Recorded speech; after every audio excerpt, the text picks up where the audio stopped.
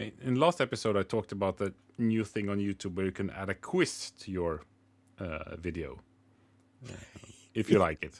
So I tried that on the main episode from last week to put a quiz on that YouTube version of the podcast. So if you want to see what that looks like, you can go to episode 128 on the podcast YouTube channel and look at that. The quiz is somewhere below the video. Like Also, you could add it in retrospect. yes, like when you add the end screen or a link inside the video and that sort of thing. So you can have it pop up at times. I think I don't really understood how it worked because it was kind of buggy because it's new. Yeah, because it gave me some interesting thoughts. Because you have a lot of people that, to drive engagement, they say, "What do you think?" and put your comments down. And then, of course, if you watch the last 5 minutes of the video, they just give you the answer, and it's obvious that the video was made 3 weeks ago. So whatever answer I'm putting in now while watching this video will not be read by the creator because he's working on the next video already. So it feels pointless. And then I'm not sure if it was you who said it, Phil. Like, does it need to be a quiz related to the video? Could it just be a random quiz? And that got me thinking, should I just add it on all my videos and then just have random geography questions? Like, the sum of the square is equal to the what? Try to educate your viewers a bit. But I haven't seen a way to actually. I haven't gotten notifications about people answering the quiz or any interaction whatsoever. So I don't know. Yeah, because that's I don't since really this see is the the half pint, I'm now googling. Was that the episode 128? Yes. Yeah, Right, I just did it. I just did the quiz. Yeah. Were you correct?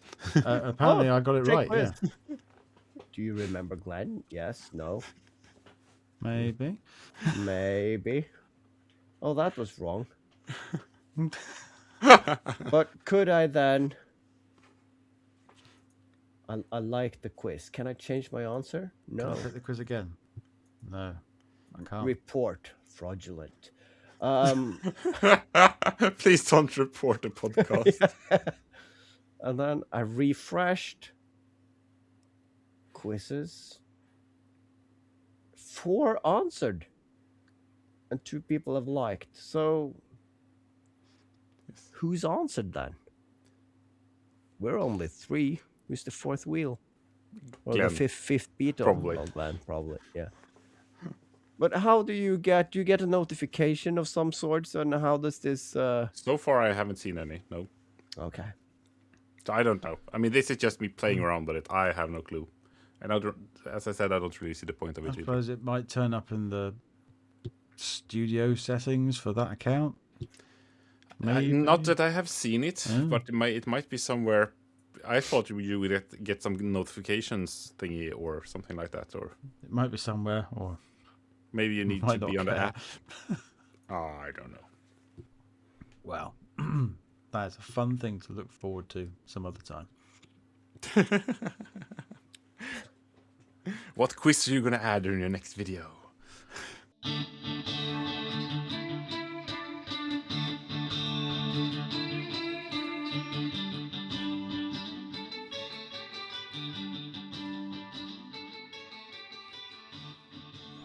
Don't know yet. Don't know. Oh, I have some one. real serious thought. I'm gonna have what's a bushman's holiday? Because I just recently learned what that is, and I also think that I've always been doing that, and then I realized, have I ever been on a holiday ever? And then a question kind of dawns on me. No. I've just been doing whatever I've been doing at a different location, and then I thought, well, if I've never been on a vacation, have I ever really relaxed per definition of other people? And then I started getting philosophical, and maybe I never relaxed at all. And then if you're putting that in to the big Google machine, then you get ADHD. That's one of the things. If you never know how to turn off and you can't do anything else, and yeah, it Yeah, just ticks all the boxes. that sounds like me. Yeah. Because I mean, I can't be relaxed not doing anything. That does not compute. No, but that it's fun though, because I think it was the last episode or last half pint before I went on holiday. We talked about ADHD, and one of our listeners sent me a message and told me that he got diagnosed with it at the adult age.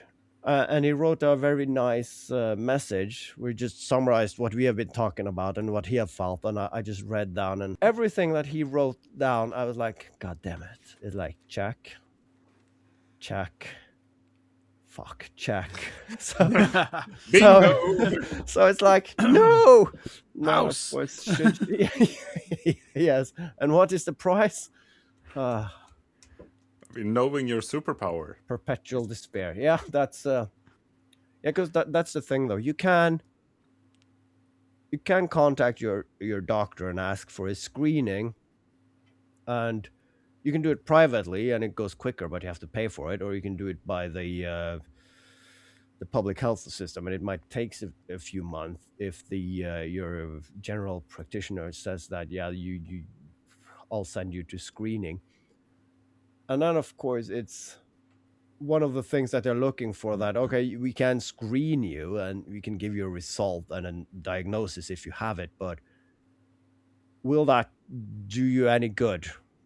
And of course it's it can explain a lot, but I mean, you have different grades, and I've been myself my entire life, and as anyone basically, and I'm functioning at least to agree.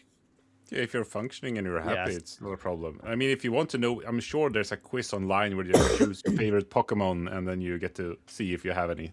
Yeah, because that's the interesting part. Because if you choose that, all right, I'll screen myself, and I'm also very competitive. And I want the most. I want all the ADHDs. The entire spectrum. Because that's the problem. I'm also somewhat of a people pleaser, so I don't want to let them down. So it's and that's the thing though, and it's kind of counterintuitive, because one of the things that you might have that indicates ADHD is like if you're overthinking. And of course, if you're overthinking, you might struggle with anxiety, depression, and whatnot.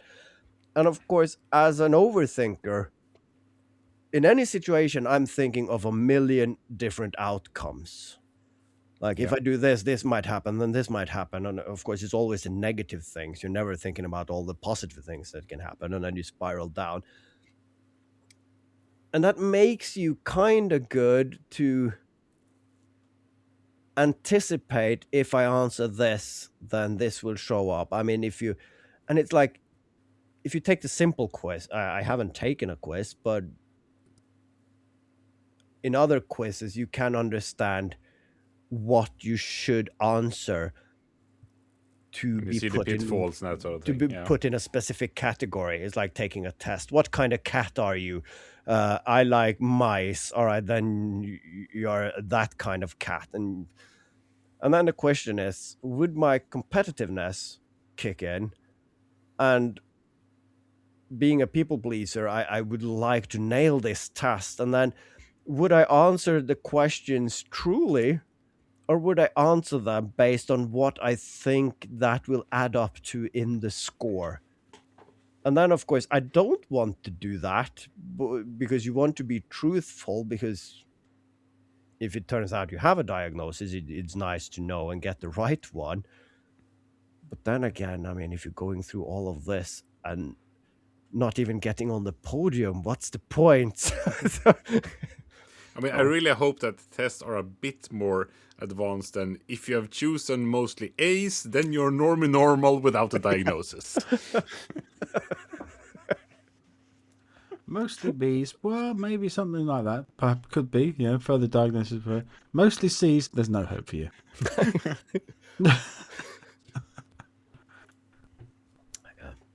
I remember I was having it was a very rare occurrence where I was actually at a social gathering. I know. Oh, wow. It does happen. It has No. happened. Yeah, right. No. This is actually true. It was somebody's birthday. Yours? Anyway, no. Some people just arrived at our house and like, oh, this is nice, and then they left. I got cake. Yeah, that's My birthday has not been a social gathering since the years were in single digits. But I was chatting with someone who was a psychotherapist, and I said, "You've probably been asked this before, but are there people who are just absolutely there's no hope for you?" And he goes, "Oh yeah, loads. Yeah, there's no amount of therapy, whatever kind of therapy, can fix you. Yeah, you're just broken." yeah. This is Yeah, nice to know. It's sad to know, and also I was aware of that. I mean, I remember I was just a little kid. We got up. It was a Saturday.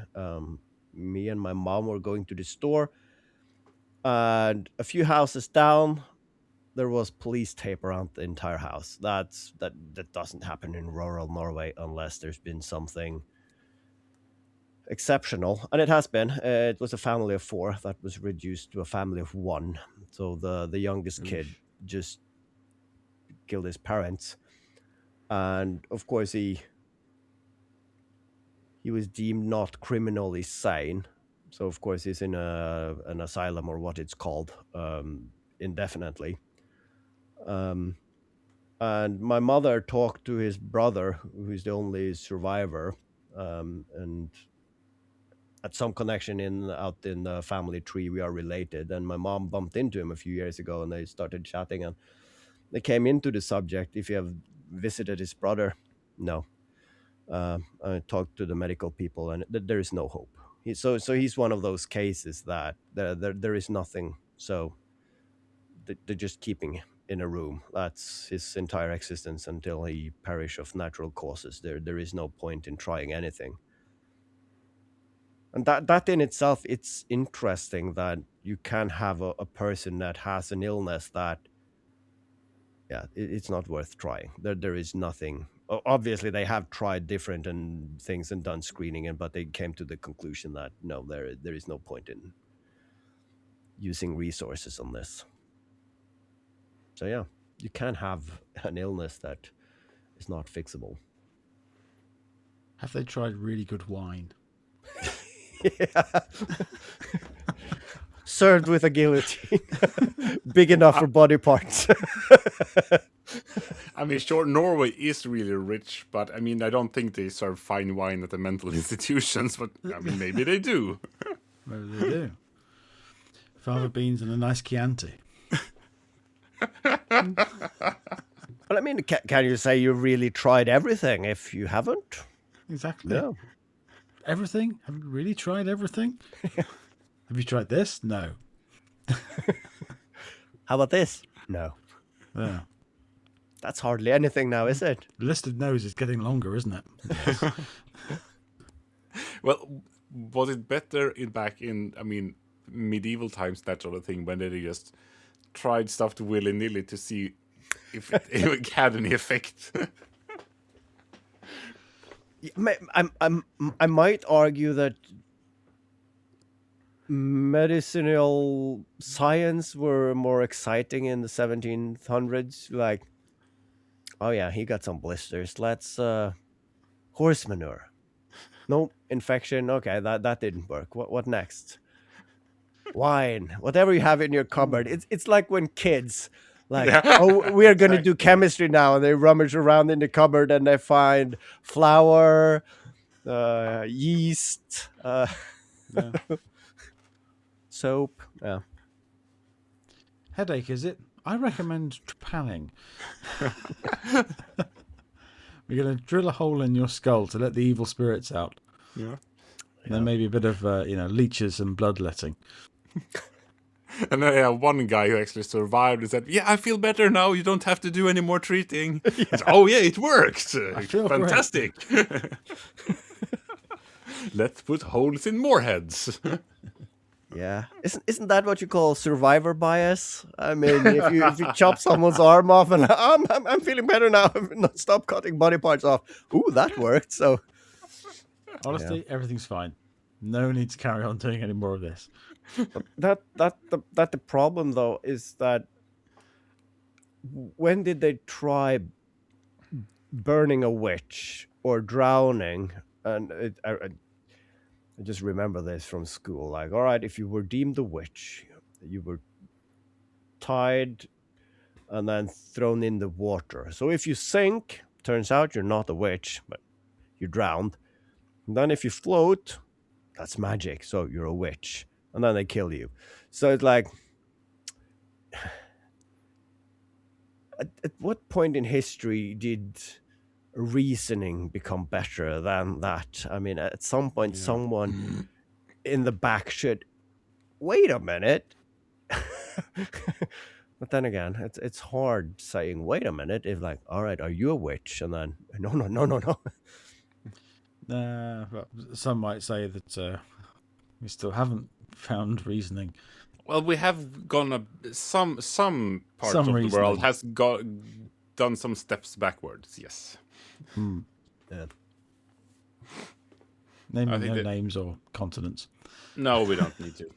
I think everyone knows what you're talking about. Yeah. I think the most witch hunt we had in Sweden was, I don't remember what part it is, but it was somewhere where some church guy priest, for some reason, thought that young children could see evil. So then there were some poor kids who were starving, who pointed out, "Oh, she's a witch, I can see that." And then they got food. So then they found another witch, and then they got more food. So they more or less, just to survive, found witches. You are great little witch finders. Exactly. So, and then somewhere down the line, they realized that, that what was happening. But there were some witches that got gotten at the time. And that sort of just plays down the line, doesn't it? It's like when your parents or your grandparents or whatever say, "I've got a really important job for you. I need you to go and find me this." And as a kid, that's a great adventure. That's a challenge. But really, it's just like, I can't be bothered to go and get that. So I here's a great just want adventure for 5 you. minutes by myself. It's probably far, far at the end of the garden. Right. I'm going to venture out on thin ice here because my history knowledge is not what it should have been, probably. But I do think that the witch hunting period were related to Christianity. Yes. And that came in Norway relatively late because before that we were Vikings and whatnot. And we You were were a bit savages. stubborn, We were yes. running around pillaging and plundering. And then, of course, Christianity come and said, well, you can't do that. And then for some reason, we'll let them convince us, all right, we're Christians now. And then, of course, they started, well, maybe we should hunt down these witches and what should we do with them? All right. And then some of the Vikings, when we were Vikings, we would just burn them and cut their heads off, and maybe we can do that now. So they just they continued or they doubled back to doing what they did before. It's just like, all right, it's witches and Christianity now, but we changed out the hats with the horns, with the ruffled neck, and although it wasn't Catholics who came to Norway, so anywho. I think, it was. I mean, it was so early. It was Catholics because they hadn't invented another kind yet. I feel, but most of it was. I mean, you can't go out and plunder other countries. That's bad. But we can go and beat up those heathens on the other side of the lake because they are not Christians. So that was all well and good. And now you got the Well, there was something I saw on QI once, a long, long time ago. There's an island. This is for our international listeners. The Isle of Wight, which is a little island just off the south coast of Britain,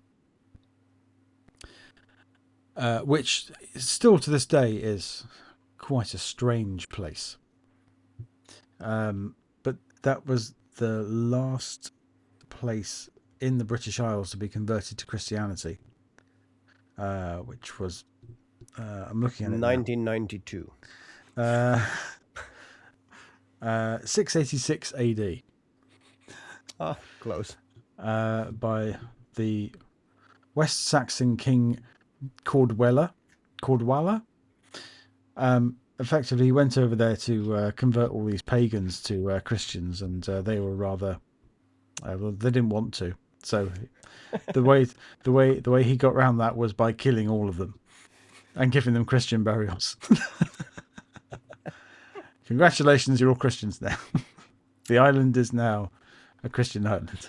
I mean, that's commitment. It is commitment. I have never believed in anything that much. No. No. But it's weird though. The imaginary man in the sky tells us to go over the pond to kill those people that believes in a different wrong kind of guy in the sky. And that hasn't changed, has it? I mean, No. It's only 2 days ago since someone under the flag of probably some guy in the sky just all right, but these people they worship a different guy in the sky and happens to have oil and, and imaginary dangerous things that we should get ahead of. Sounds familiar. But I mean, you don't have. I mean, the truth has always been a bit flexible. I mean, I read a history book about the king of Norway and the king of Denmark teaming up to go and plunder the heathens of southern Sweden that have been Christian for over 100 years. But they are also Christian? Who cares? They're heathens because we say they are. Yeah. The wrong kind. So yeah. But I mean, I like to think that I'm a thinking adult, but I mean, having kids as well, I kind of understand the argument is like when people are like, why? Because. Sometimes that's the only answer I have. And it's like you needed to get progress. Yeah, I mean, why? Because it's in the same way, as no as a complete sentence.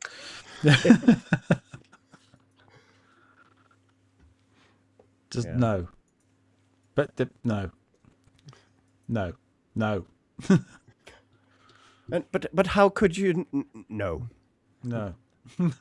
It would have been an interesting thought experiment to do that at work. Someone is presenting something and like, nope. And they're like, but I haven't explained. No. Yeah, the answer is still no. But you don't know what I'm gonna. No. But I've got a whole presentation slide deck ready for. No. Yeah. Especially no. Especially no. Yeah. No, I don't want to see your Canva extravaganza. No. I mean, that is an interesting experiment. How long could you go in a day in the office with just using the word no? I don't know, but I'm willing to try. I think maybe tomorrow I will conduct this experiment and report back. That's interesting. Another interesting thing is I just found a clock mechanism insert for my clock. Referencing what we talked in the main episode. The first link I sent you is disregard that one because that is not as cool as the second one. But the second was a long link. Yeah. But the second one is also twice the price of the first one, so it's not doable for a project. It's £100, but it is a mechanical wind-up clock mechanism that also have like a magnetic bell, no, a mechanical bell on the back. So it looks kind of cool, but if you take a close look at the pictures, the clock face is dented on the picture. So it's obviously something that someone has taken out of one thing and screwed it onto something else.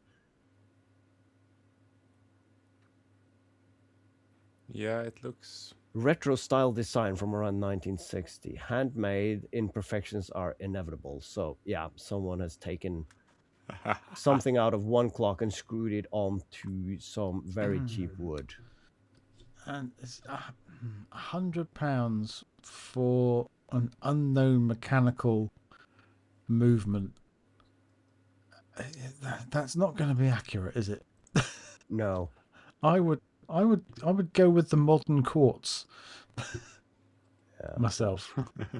But that being, and it's fun though, because it's obvious if you look at a picture that the clock face is not made for this mechanics, because it's bolted with 3 bolts that go through the face, where it never has been mounted. So and of course for that the would listener, the more you look at it, the worse it gets.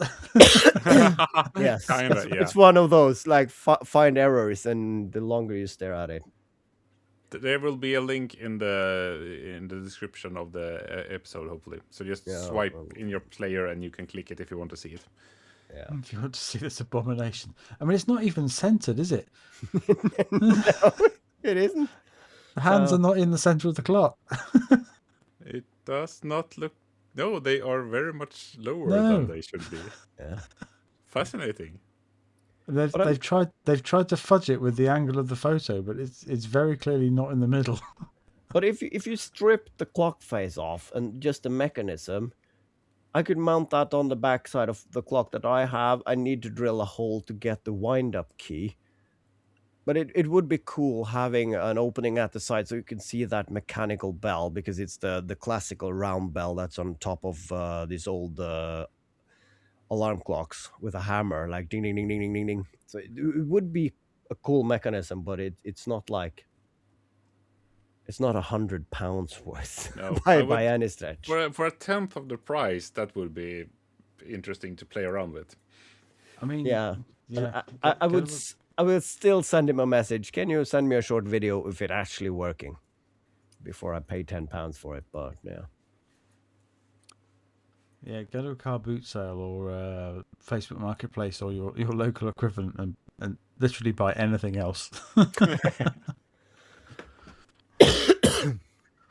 Yeah, but I found a better one, but that's a good point. Then I could basically go on an online marketplace, old watch, and find one and just strip it.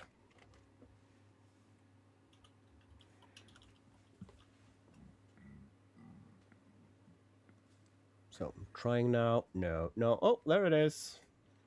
£30. Check.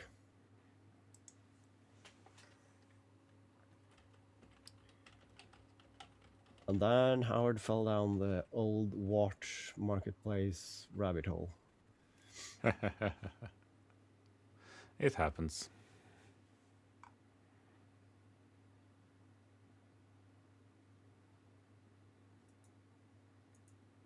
So I had a list of topics. You had a long list. Yes. And we got through it. I have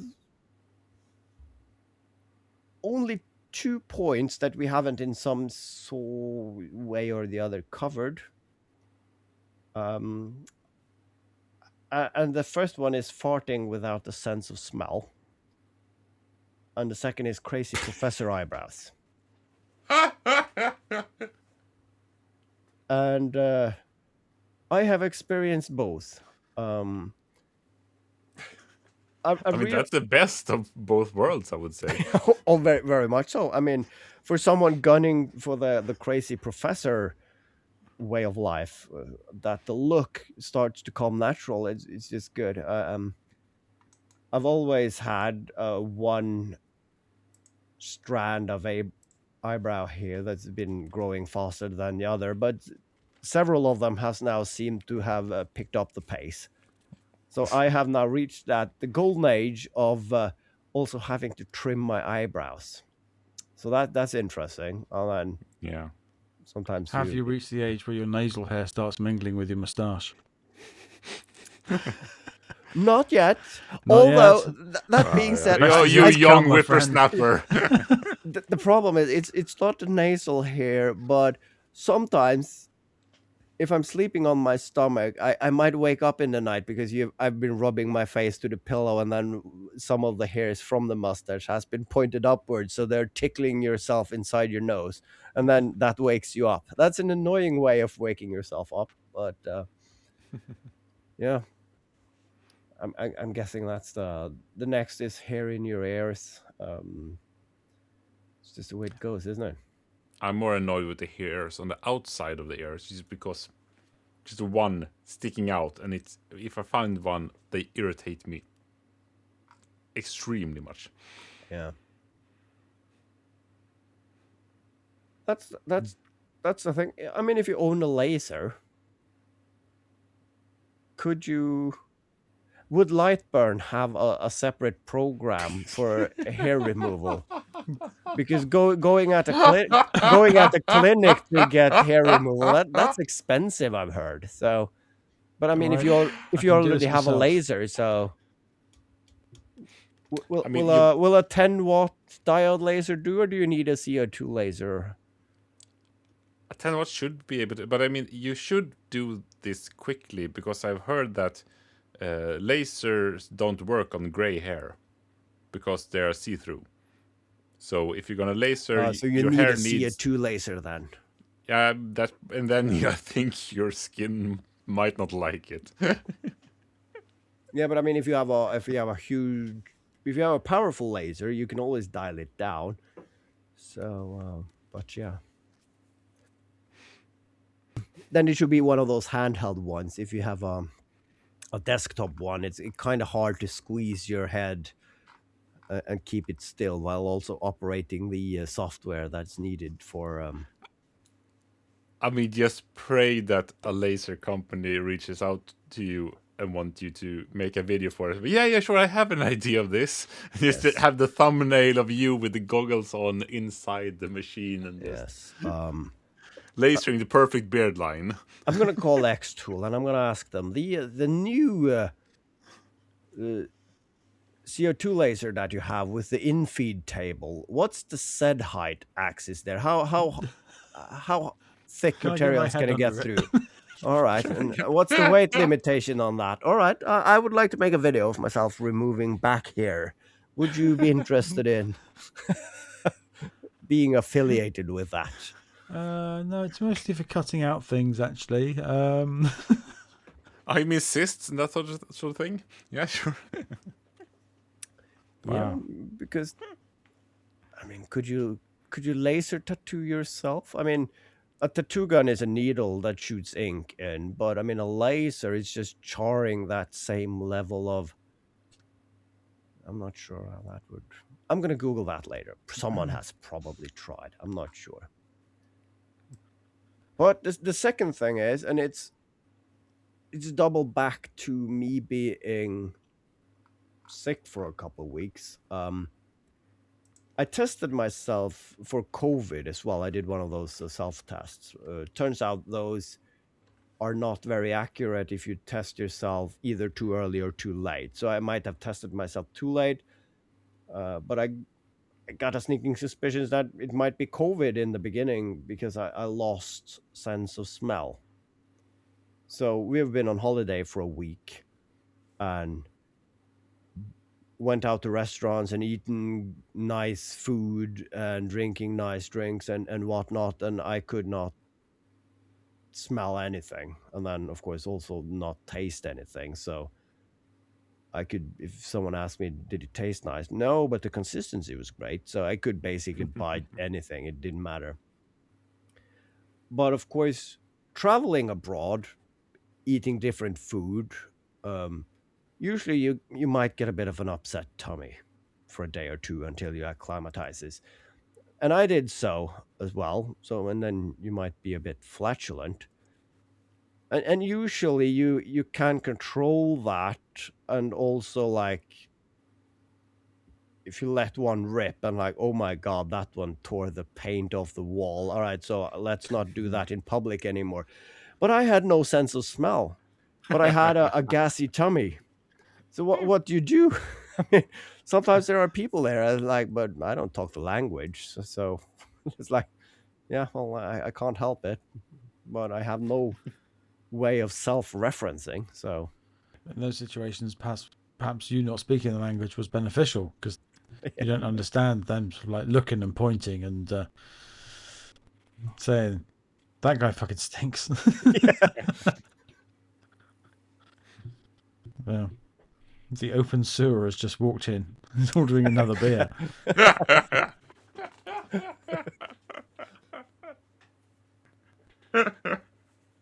So, ignorance is bliss.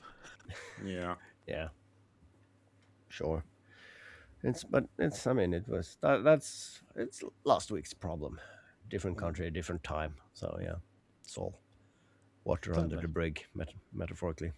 Yep. You came, you saw, you stacked the place out, you went away again. Everyone was happy that you left. Myself included. So Yes. Win, win, win. Everybody happy. so that was the end of my list. So is this the end of the half pint? Unless you have a different list. No, mine is gone for way back. It I was a did short only one. have one. Oh, So it was gone before we started. I guess we are at an end pass then. All the end parts. Oh, Oh. Oh, clever bastard. clever bastard. I'm just glad we got that last part in because it's a great title. That's what's everything I thought when I put it on the list. So, and I mean, you can't go wrong with flatulence. So, unless you shit your pants. It's all going well until you shit your pants.